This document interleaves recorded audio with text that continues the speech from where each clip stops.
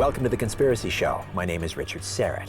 People from around the world, all races, creeds, religions, from across all socioeconomic backgrounds are reporting being taken aboard some sort of spacecraft against their will. They're unable to move or speak or resist. In some cases, they report being subjected to horrific experimentation by strange-looking beings with long limbs, black almond-shaped eyes.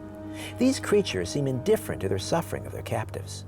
Victims then report returning to the location from which they were taken and left emotionally shaken, sometimes permanently scarred physically and psychologically. Sometimes they have no recollection of the traumatic event and only discover years later, under hypnosis, what happened. On this episode of The Conspiracy Show, we investigate the alien abduction phenomenon. We're about to meet the man at the center of one of the most famous abduction cases in history.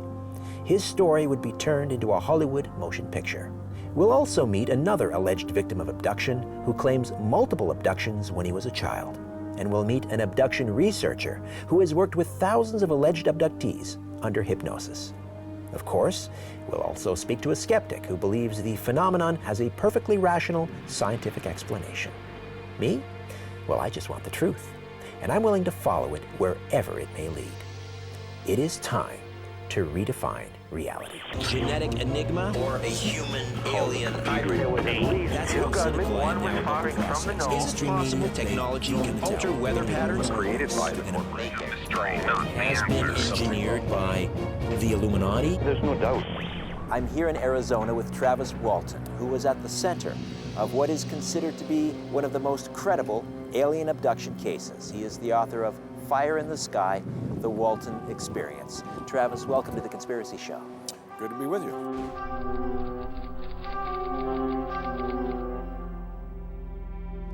Take us back to November 5th, 1975. What were you doing at that time, and what happened on that day? Well, I was working in the woods with a crew of 6 other men.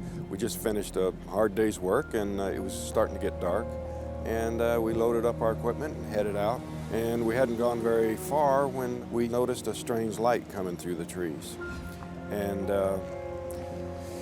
when we finally got where we could see the source of the light, we saw this metallic disc hovering there, outlined against the sky.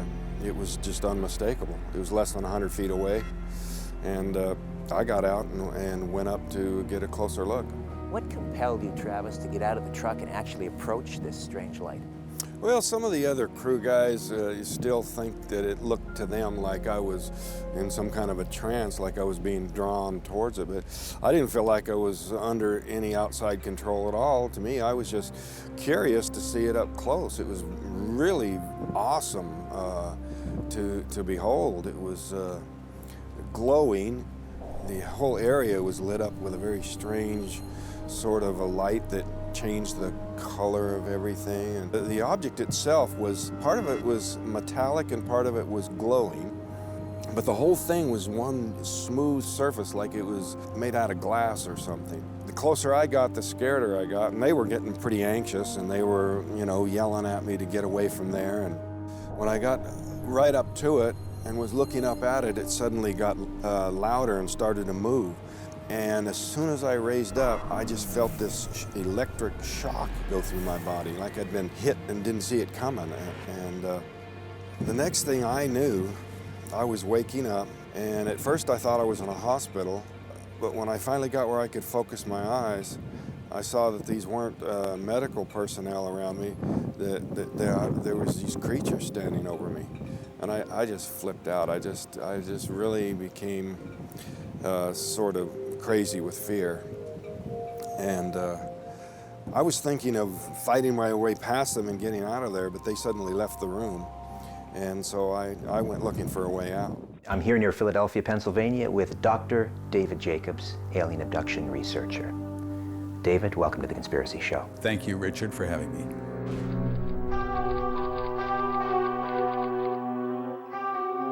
Have you been able to put together say, a list of commonalities that sort of underlie all of these abduction cases? Most abductions have a certain commonalities. If there were no commonalities, I would not be an abduction researcher. People say that they're taken out of their normal environment. which might be their bed, which might be their car, which might be their kitchen or their living room or whatever it is, but it won't be their workplace usually. And they're usually abducted when they're going to be missed the least, and that's usually when they're alone.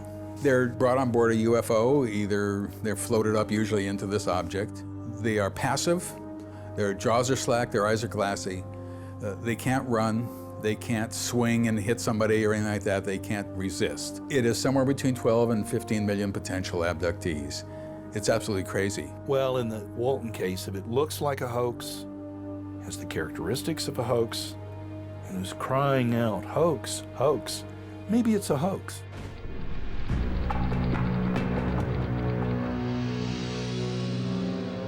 Walton is seeing the classic type of UFO that's evolved, the sort of saucer-shaped. And besides, there's, I think it was a $5,000 offer from National Enquirer for the best UFO tale or something. And so, hey, this could have sounded very good to some good old boys. What do you make of the Travis Walton abduction case?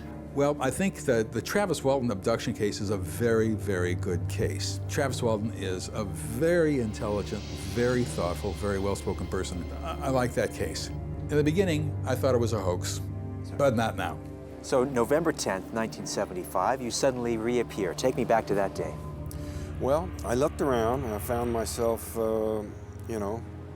standing in the middle of the dark, but I could see the lights of Heber down below. That's the town nearest where this happened. So I ran down in there, found a phone booth, and called my brother-in-law, but he thought it was another practical joke, a prank call. Apparently the family had been receiving a lot of them. In the first few minutes of conversation, it came out that they, I was thinking it was still the same night. I didn't know that 5 days had gone by. And my brother said, feel your face. And I had this 5-day growth of beard, and I looked at my watch, and the date had changed, and so that was quite a shock. All the evidence, if you look at the pieces of the evidence, nothing about what he says or what he did really is very convincing. First of all, he had told his mother, if you ever hear of me being abducted by aliens, don't worry about it. He was missing for about 5 days, and the local police thought it was a hoax, and they thought his mother knew something about it because she was not that upset when she heard that Travis had been abducted by aliens. The law enforcement authorities immediately suspected that the rest of the Woods crew were making up a cover story, that they'd probably murdered me and hidden the body and were trying to explain why nobody was going to see me again. The men volunteered to take the lie detector test, and the sheriff set up polygraph. When the men passed, they had to come up with another theory. We were told there were a couple of polygraph exams that Walton had passed, but then we find out later that there had been an earlier one we hadn't heard about, and he failed that one so badly that the polygraph examiner said he was not only failed the test, he was practicing deceptive tactics, like trying to hold or alter his breathing. It was just one thing after another, trying to explain it away, trying to say that it was alcohol or drug hallucination or a transitory psychosis. But, there's been a lot of medical testing that disproves that there was any drugs involved. I took psychological exams that proved there was no mental abnormalities at all. People just didn't want to accept it, and anybody that from a skeptical point of view that had some theory, however unsupported, kind of got some attention in the media back then. I believe Walton was tested for about the 4th time, something like that, in 2009, and failed again for a TV show. Well, I don't want to make too much of that, but for those who say, oh, he passed the polygraph, I'm saying, well, not all the time. There was a lie detector test given to him very early on through the Aerial Phenomena Research Organization that he did not do well on. Then I don't know how many lie detector tests he's taken since then that he's passed. But the point is that there were like 5 other witnesses, I guess, and they all saw a UFO strike him with a light. They all passed lie detector tests. There was one guy who was brand new, who didn't really know them all that much, and the other ones, they had squabbles between each other, but they all maintained the that they were the truthfulness of what they had seen. Paul Shishis is an alien abductee. Paul, welcome to The Conspiracy Show. Thank you for having me here today, Richard.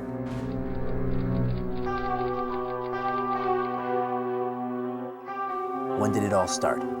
Oh, well, I had childhood nightmares at age 4 to 6, which I believe were dreams. I found out at age 44 from a newspaper article confirmed there were UFOs over Scarborough at that time. It sort of connected me to why I was seeing all these UFOs throughout my life. It begins in infancy, and we know that because parents are abducted with their babies sometimes. And it continues into old age, and it happens with great frequency. How often did this happen to you? They seem to happen almost, to me as a child, almost nightly. And they search all their lives for a whole series of events that they might have strange reactions to over the course of time since they were children. Tell me about these encounters, these contacts that you thought were dreams. What did you see? I remember being in the arms of a tall, white, gray-type creature. The head was very large, the eyes were very large with black eyes, and I could only move my eyes and I could not scream. You get this sense of being paralyzed. It's actually called sleep paralysis because the body is still asleep. It's out of sync, and yet you're in this dreamlike state. And we can trace this phenomenon back to the Middle Ages when people believed in demons and they woke to see an incubus or a succubus pressing down on their body, holding them down, hence the paralysis. They're hallucinating an explanation for what's happening to their body. What would you say to a skeptic who might suggest that what you were experiencing as a child was a phenomenon known as sleep paralysis? Well, does sleep paralysis generate sound? Because I do remember hearing sound of my parents snoring. The light I described earlier, I do remember hearing a sound when it was moving closer to me. So there was sound associated. And of course, you know, how will you ever prove if this really happened because of so many years? And as I say, to actually find out that Scarborough had sightings back in 1965 that I discovered from the Star Archives, a Toronto newspaper, that this confirmed to me there was in fact something going on. In memory of my class in grade 1, certain kids, my friends, had bleeding noses a lot. So there may have been a program going on in my neighborhood, period. Other abductions of other children? Yes. These are sane and normal people. This is not a mental disorder. They're not psychotic. They're sane and normal. But they're different. They're within, they're over at one end of the spectrum of highly imaginative, quite able to imagine things, and they often have very vivid dreams. They're easily hypnotized. This is a very important point, even self-hypnotizable. A person who knows what they're doing using hypnosis can put into place a series of protocols which will prevent having everything taken at face value, whether it's remembered consciously or not. The main thing that was accomplished by the hypnosis was to calm me down and separate the fear from the memories. In 1986, I began to do my own hypnotic regressions. Hypnosis is just relaxation and focusing in. And the first thing you do, of course, is if you've never heard testimony before, if something sounds like just very, very strange, you put it on the back burner, you wait for other people to say the same thing, and the more people you have saying the same thing, the stronger the evidence becomes. Most of the cases are not hoaxes. There are exceptions, of course. Most of the people appear to be what are called fantasy-prone individuals. Now, to go through the looking glass and take up the position with Travis Walton, we have lots of evidence, but none of it's very good. It's all anecdotes and dreams and psychological states, and the Travis Walton case, which is, I think, too good to be true. So you have to buy into that. Then you have to believe that the aliens had some reason to pick out Travis and to keep him for some time, and that the aliens look just like we've imagined them to look, and their craft look just like we've imagined them to look. These all can be shown to be sort of evolved things that show up now in our comic books. So any way we look at it, the Travis Walton case, I think, cannot be distinguished from a hoax. What do you think they want, whoever they are?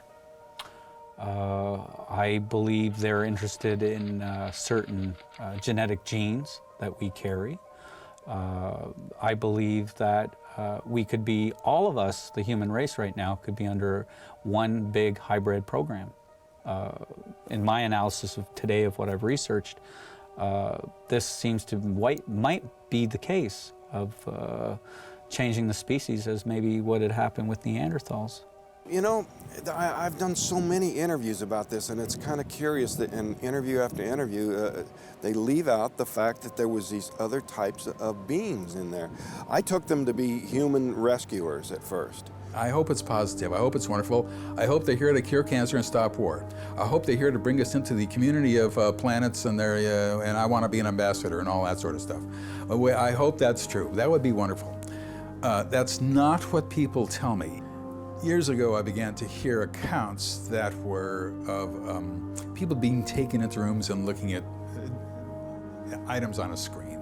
Normal scenes of everyday human life. They're standing there with an alien or a hybrid, and they hear in their minds, because all communication is telepathic on board these objects. Can you tell the difference between you and us? What do you mean, difference? Everybody looks the same to me. They'll hear, isn't that wonderful? Isn't that great? Soon we will all be happy. Soon everybody will know his place. Now, the first time I heard that, you just dismiss it. Maybe it's confabulation, whatever it is. But then I began to hear it again and again and again and again. People would say, aliens say to them, soon we'll all be together. People would see these images of different things, so they were supposed to pick out the hybrids, basically, from the humans. And I began to realize, as this evidence began to pile up, that soon we would all be together, just like they were saying. Look at the whole setting of it. I mean, let's just look at the Walton case, just step back a little bit from belief or disbelief and just objectively look at it. What do we have? We have Travis Walton, who has record for having burgled and forged stolen checks. And so we have a guy who, I'm not saying he's all bad or he can't tell the truth, but that's what we're starting with. And he shows up with this case, this alien encounter, just 2 weeks after the made-for-TV movie featuring the Betty and Barney Hill case in 1975 with James Earl Jones and Estella Parsons. The Travis Walton case became the subject of the 1993 film Fire in the Sky. It is often described by researchers as the best documented case of alien abduction ever recorded. But in the absence of any concrete evidence and contradictory lie detector test results, I remain unconvinced the Walton case was a genuine alien abduction. Our other alleged abductee seems very sincere, but again, a total absence of concrete evidence makes it most impossible to evaluate this case. However, I don't believe that every case can be explained away as a hoax, the overactive imagination of fantasy-prone individuals, or a condition known as sleep paralysis. In 1991, David Jacobs, along with the late Bud Hopkins and sociologist Dr. Ron Westrom, commissioned a Roper poll in order to determine how many Americans might have experienced the abduction phenomenon. Of nearly 6,000 Americans polled, 119 answered in a way that Hopkins, Jacobs, and Westrom interpreted as supporting their ET interpretation of the abduction phenomenon. Based on this figure, they estimated that nearly 4 million Americans may have been abducted by extraterrestrials. If we were to extrapolate that data, the worldwide figure would be nearly 100 million possible alien abductees. Let's suppose that only 0.1% of those respondents actually experienced something that could be not otherwise explained away as fantasy or some underlying psychological or neurological condition. That would be 10,000 cases in America alone. Something is going on. The answer could be extraterrestrial. It could be demonic. It could be some sort of psychological warfare experiment where victims are drugged or hypnotized and implanted with false memories.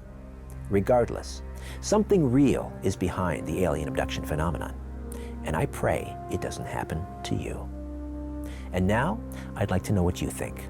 You can contact me here at The Conspiracy Show through our website, www.theconspiracyshow.com.